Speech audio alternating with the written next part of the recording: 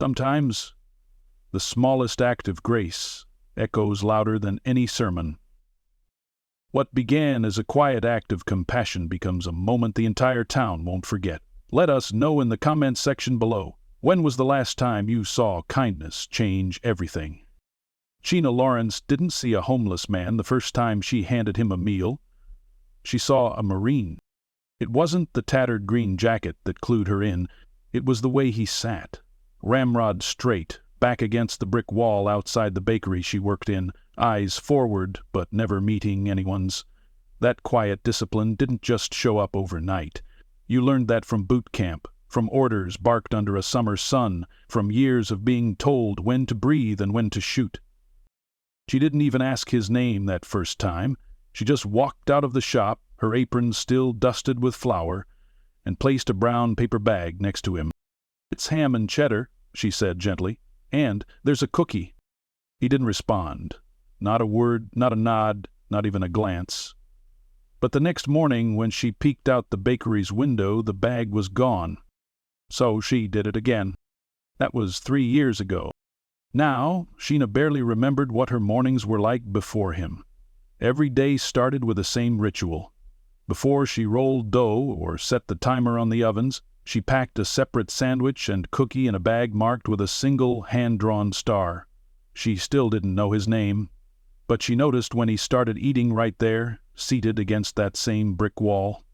She noticed when he first murmured "thank you," rough, like gravel breaking through silence, and she noticed one quiet Tuesday when he wasn't there.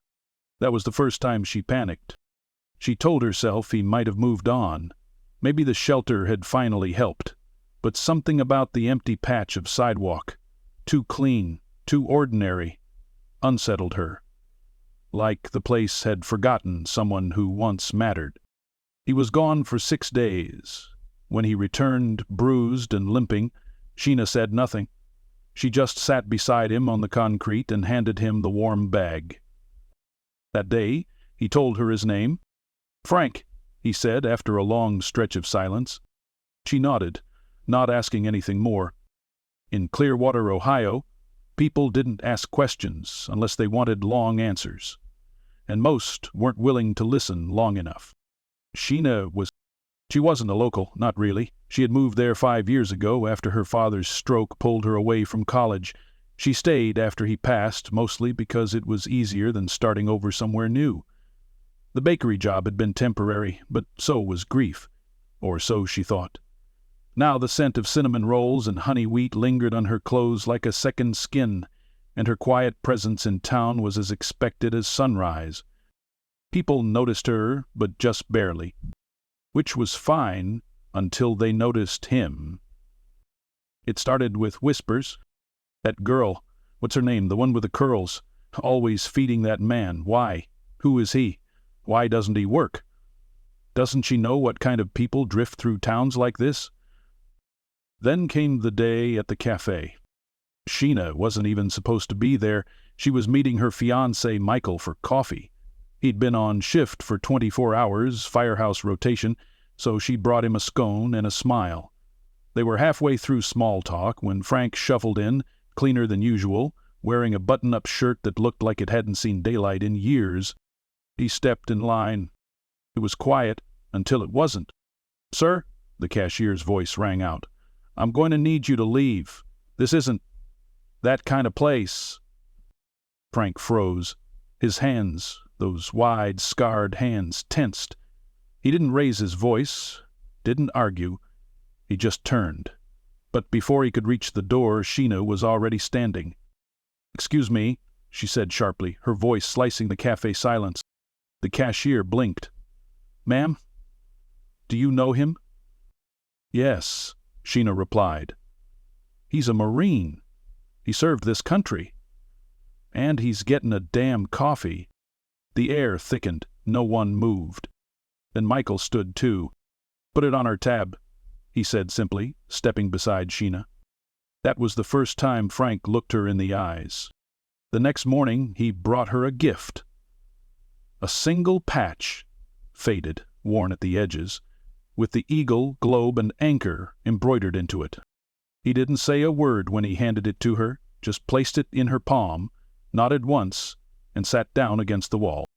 Sheena kept that patch in her apron pocket every day after. It didn't take long for word to spread. Small towns are like that. Secrets burn hotter when wrapped in kindness. Some people thanked her. Quiet nods at the grocery store, a free tank of gas from Mr. Jenkins at the station. Others weren't so subtle. "Careful, Sheena," one woman hissed under her breath in the church parking lot. "Not every vet's a hero."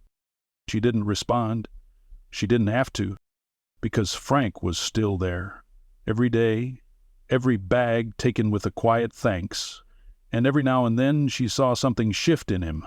A slower walk, a straighter back, a look of someone remembering who he used to be. But nothing could have prepared her for the day she opened the bakery door, expecting to see Frank, and instead found a letter taped to the brick. It was folded neatly, addressed in perfect block letters, for Sheena. "Sheena, I won't be here tomorrow, or maybe ever again, not because I'm giving up, because something's changed. You get that? I've got a meeting today, somewhere clean, somewhere warm. A man named Gunny said, I'm not forgotten. If this works, I'll be somebody again. If not, I'll still be grateful. Semper Fi." She held the note for a long time, long enough for the dough to rise too high in the ovens, long enough for the coffee to burn on the hot plate, long enough for tears to dry on her face before anyone else arrived. Frank was gone again, but this time Sheena didn't feel panicked. She felt something else, something like hope. Sheena didn't tell anyone about the letter for nearly a week, not even Michael. She folded it carefully, slid it into a mason jar with a rusted lid, and tucked it into the back of her pantry between an unopened bag of flour and a forgotten box of Christmas cookie cutters. She wasn't ready to explain it, because explaining it would mean answering a bigger question she didn't yet understand herself. What had she really done for Frank? And even more unsettling, what had he done for her? Life didn't stop. Floor still needed kneading, ovens still needed watching, and customers still needed small talk and slices of banana bread. Sheena returned to her normal routine, except now there was a missing piece every time she unlocked the front door of the bakery. No one sat outside. No one left behind a folded napkin with a sketched eagle or a quiet thank you. For the first time in 3 years, the sidewalk remained just that. A sidewalk, nothing more. Then came the local reporter. Her name was Claire Vinton, 30-something, all scarf and sunglasses and energy. Sheena had seen her before covering the pumpkin fair or the ribbon cutting for the new town park swings. Sheena didn't dislike reporters, but she knew the smell of a story when it walked through her bakery door. "I wanted to ask about the man who used to sit out here," Claire said casually, holding a to-go cup with her lipstick just barely smudged on the rim. "Frank, right?" Sheena hesitated, gripping a tray of croissants a little tighter than necessary. "Why?" "Oh, nothing dramatic," Claire said, waving it off. "Just heard a few things. A veteran down on his luck, then suddenly gone. But the real story, Sheena, the heart of it, is you." Sheena's brow furrowed. Claire leaned in, the way reporters do when they smell a headline that won't write itself. 3 years. Sandwiches. Cookies. In a town where people barely wave at each other at a red light. You didn't just give him food, you gave him dignity. That's rare. Sheena looked away. Claire continued, lowering her voice slightly. "They're saying Frank's got a room now. VA got involved. Some Marines from his old unit tracked him down. You hear about that?" Sheena blinked. "No. Apparently one of them saw your photo on the coffee shop's Facebook page," Claire said, tapping her phone. "You standing between Frank and that barista a couple months back. He said something like, 'That's the girl who kept him alive.'" Sheena didn't know what to say. She wanted to deny it, wanted to downplay it, but all she managed was, "He never said anything like that to me." "Doesn't mean it's not true." Claire asked for a quote. Sheena refused, politely. That afternoon, the bakery's front window held a new reflection. Sheena's face next to a laminated printout of Claire's article, taped up by someone else. The girl who fed the forgotten Marine. Claire Vinton, Clearwater Gazette. Sheena stood silently in front of it for several minutes. By the next morning, customers didn't just ask for cinnamon buns, they asked if she was the girl. Old men gave her salutes they hadn't used in years. Teenagers left sticky notes on the brick wall where Frank used to sit, most with drawn hearts, a few with the word Semper Fi spelled wrong but written proudly. Then the mayor called. Not a formal call, just a voicemail on the bakery landline, his voice scratchy and full of official awkwardness. Sheena, just wanted to say, real nice what you did. Few of us were thinking we could maybe do something like, in honor of him, or you, or both of you. Let me know. She never called back. Not because she was ungrateful, but because she didn't want a parade. She didn't want the town to remember Frank as the homeless guy that Sweet Girl fed. He was more than that. She didn't want him tokenized or pitied. She just wanted people to see him. It wasn't long before the wall started filling up, not with graffiti or trash, but with names. One by one, veterans began signing it. Just a first name, sometimes a rank, a unit, a single year. Mike, USN, 1998. Carroll, 82nd Airborne. Luis, Iraq, 2004. B. Thompson, Kilo Co., 3rd Marines. Some left flags. Others left patches. One woman pinned a dog tag to the mortar and whispered a prayer before walking away. Sheena never started it. But she didn't stop it either. The bakery became something more. It was no longer just a place for blueberry muffins and warm hands. It became known. Veterans came in from nearby counties. A VFW rider crew rolled in one morning just to buy coffee and leave behind a challenge coin. One of them looked her dead in the eyes and said, "You're not just baking, you're holding the line." Michael noticed the change too. At first he was proud, beaming even, but something subtle started to shift. Not resentment, more like concern. "You doing okay?" he asked one evening as they folded laundry together, Sheena still smelling faintly of sugar and yeast. She paused before answering. "I think so. You're quieter." She considered that. "I guess I'm thinking more," he nodded, folding a towel neatly. "About what?" "About what it means to see someone," she said slowly. "Not just look at them, but really see them. And what it does to you when no one else does." Michael stepped closer. "You saw him, Sheena. That changed him. You don't have to carry the rest of it. But what if I want to?" They stood in silence for a while, the hum of the dryer filling the space between words. That night, Sheena dreamed she was walking through a field of uniforms, some clean, some torn, all empty, just hanging in the air like ghosts waiting to be worn again. As she moved past them, hands reached out, quiet, grateful, weathered hands. They didn't pull her down, they lifted her up. When she woke, her pillow was wet. She got up, made coffee, and went to the bakery an hour early. There, resting on the step outside the front door, was something new. A pair of polished black marine dress shoes. No note, no name, just the shoes. Facing forward, aligned perfectly. Waiting. Sheena stared at the shoes for a long time before she moved. It was too early for customers, too late to be a prank. They were real, worn but well kept, the kind of shoes a Marine might only wear on 2 occasions, a funeral or a formal reunion. She bent down slowly, brushing her fingers over the toe cap. Smooth. The leather caught the faint light of the street lamp gleaming back at her like a signal from the past. They hadn't just been left there. They'd been placed.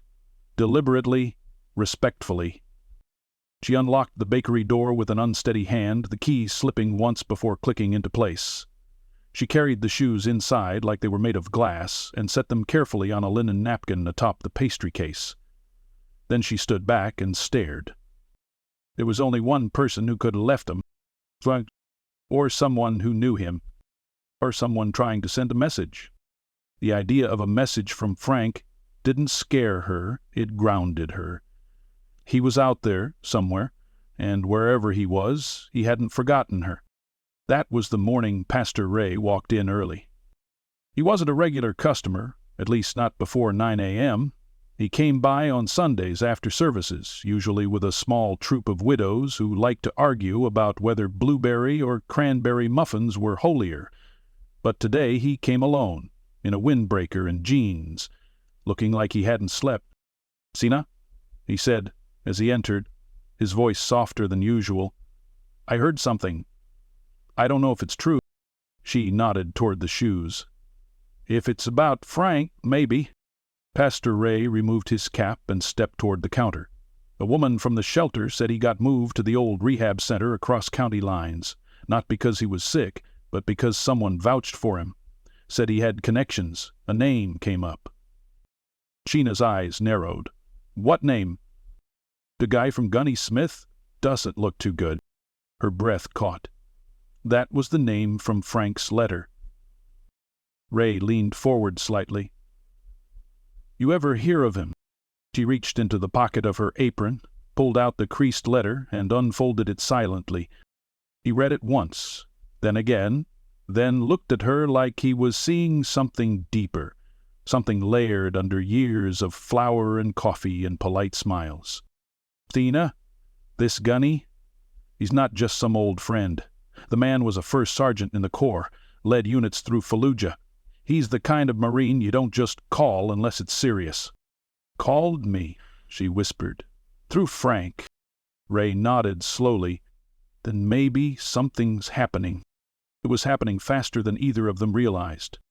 By Friday, 2 more things showed up outside the bakery: a folded flag, resting in a glass triangle case, and a photo in a plastic sleeve. The photo showed 13 Marines, young, sunburned, gear strapped tight, grinning beneath a makeshift American flag. In the front, crouched low, was Frank, younger, stronger, but those same unmistakable eyes. Someone had written on the back in careful handwriting, "Kilo Co., 3rd Marines, Iraq, 2005. No one left behind." Others smaller beneath it. "You didn't leave him, so now neither will we." Sheena didn't cry until she saw that line. She placed the flag and photo in the front window, next to the shoes. The wall outside began to grow again, not just with names and tags, but with folded notes, flowers, pieces of old camouflage, medals. Someone left a bronze star in a shadow box. Someone else left a Zippo lighter with a scratched-up eagle on the side. And then came the first Marine. He didn't say much, just walked in at opening, ordered a black coffee and a maple twist, and left a pair of dog tags on the counter. Sheena tried to ask him about Frank, but he shook his head gently. "Not my story to tell," he said. "Just here to say thank you." By the following week, 5 more Marines had visited, some in civvies, one in full-dress blues. That one caused a stir.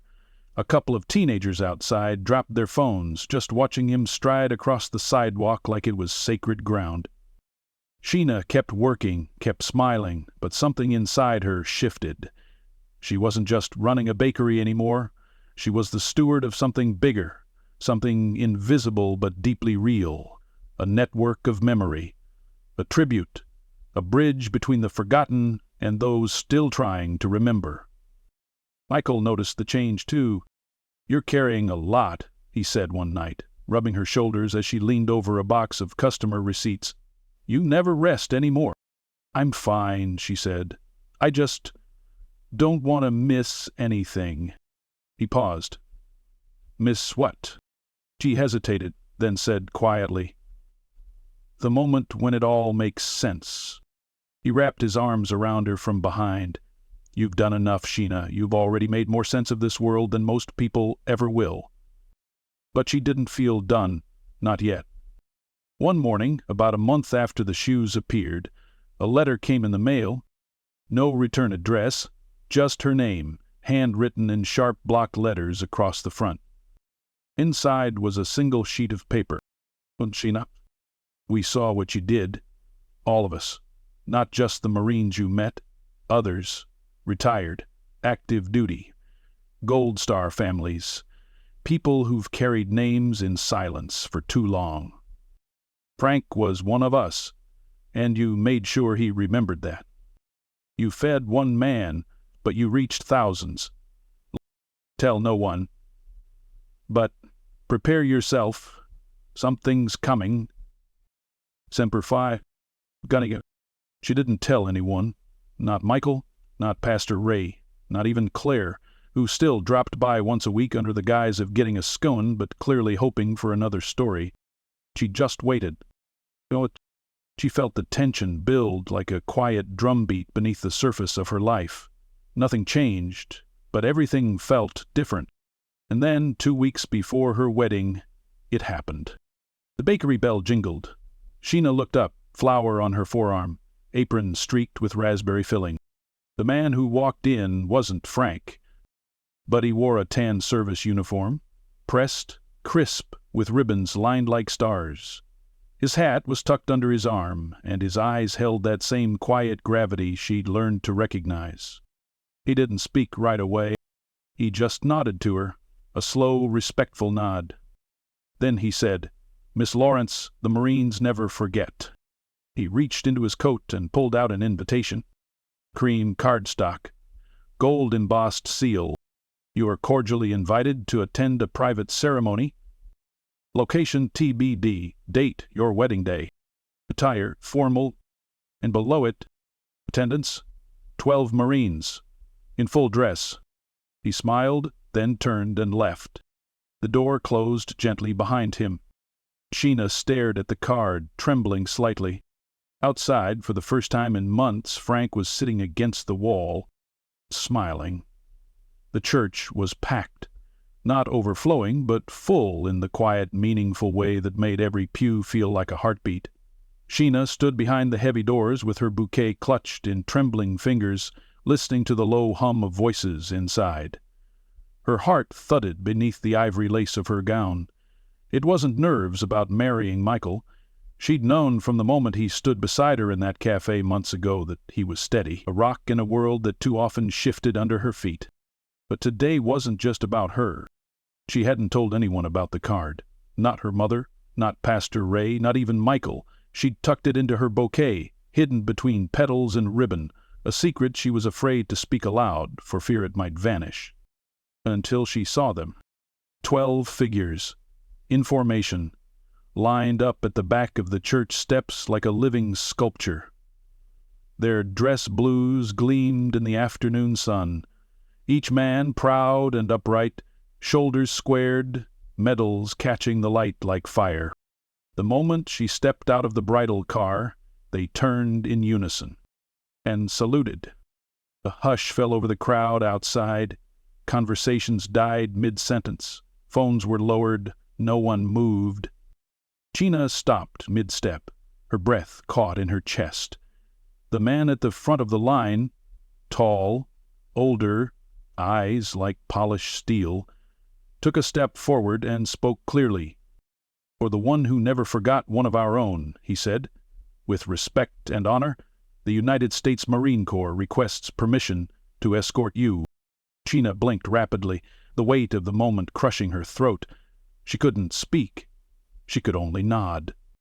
Gunny Thompson nodded in return and turned back to his men. 12 forward, he ordered, and they moved. 6 on each side, in perfect rhythm, forming a corridor of honor. Sheena stepped between them, her veil brushing against pressed sleeves and polished insignias. Not a single man looked away. Each held their position like they were guarding a nation's treasure. As they reached the chapel doors, they split, moving silently to flank either side of the aisle. The guests turned in their pews, whispering, some already crying. Veterans scattered among the crowd stood to their feet and saluted instinctively, their aging hands trembling with reverence. Sheena passed them all, every step heavy with meaning. She didn't see floral arrangements, or camera flashes, or the pale stretch of fabric trailing behind her. She saw Frank. standing at the front row, clean-shaven, trimmed hair, wearing a borrowed suit that fit just right, his eyes, those same steady eyes, locked on hers. And for the first time, he wasn't sitting on a sidewalk. He stood like a brother reunited with a family he never expected to see again. Michael stood at the altar, eyes wide but smiling, a slight shake in his shoulders betraying just how much he was holding back. He hadn't known. She'd kept it from him because she wanted him to feel it the way she had all those mornings, unexpected, humbling, unforgettable. As she reached him, Sheena turned once, looking back at the 12 Marines who had returned to attention behind her. She whispered, "Thank you." Gunny Thompson gave her the smallest nod, then stepped to the side. Pastor Ray, voice already thick with emotion, opened the ceremony. "Today we are gathered not only to witness the joining of two hearts," he began, "but to honor the legacy of compassion, the strength of community, and the quiet power of one person seeing another. Fully, completely." The vows were spoken between laughs and quiet tears. When Michael placed the ring on Sheena's finger, he whispered, "You changed everything." And she barely managed to say, "I do," without breaking. After the ceremony, the reception hall buzzed with a new kind of energy, electric, reverent, full of stories waiting to be told. The Marines stayed, not as silent guards, but as guests. They ate slices of wedding cake and clinked glasses and laughed in short, hushed bursts that sounded like thunder cracking after years of silence. Each one took a moment with Sheena. Some offered coins. One left his ribbon bar on the edge of her bouquet. Frank waited until nearly everyone else had spoken to her before approaching. He held out his hand, not shaking, not uncertain, and when she took it, he placed something inside. It was a patch, new embroidered with her name. "Lawrence." She looked at him. "You earned it," he said. She clutched it in her hand like a lifeline. "I'm not the hero," she said softly. "Exactly," Frank replied. "You didn't need to be." Michael walked up beside her then, slipping an arm around her waist, and looked at Frank with a mix of admiration and awe. "She talks about you like a myth, you know," he said. Frank smirked. "She sees more than most." Before he left that night, Frank turned back once on the porch of the hall and gave her a single sharp salute. She returned it clumsily, her fingers brushing tears from her cheek mid-motion. Later, after the lights had dimmed and the guests had gone home, Sheena and Michael stood alone outside the bakery. The wall was lit now, strung with soft white lights, the kind used for Christmas displays. The names were still there, the patches, the medals, but someone had added a plaque, carved into it, in honor of Sheena Lawrence, who saw the invisible and treated them like they were never forgotten. Below it, 12 sets of initials, and one full name, Frank Dawson. Sheena leaned into Michael's shoulder and sighed. "I never thought kindness could echo like this." He kissed her forehead gently. "You built a home from a paper bag and a sandwich," he said. "The rest of us just followed." From that day on, people didn't just visit the bakery for croissants and coffee. They came to remember. They came to leave pieces of stories. They came to feel something real. And every year, on her anniversary, 12 Marines returned. In full dress blues, but to walk the bride down the aisle again. Because some things, like honor and grace and the quiet power of noticing, deserve to be remembered forever.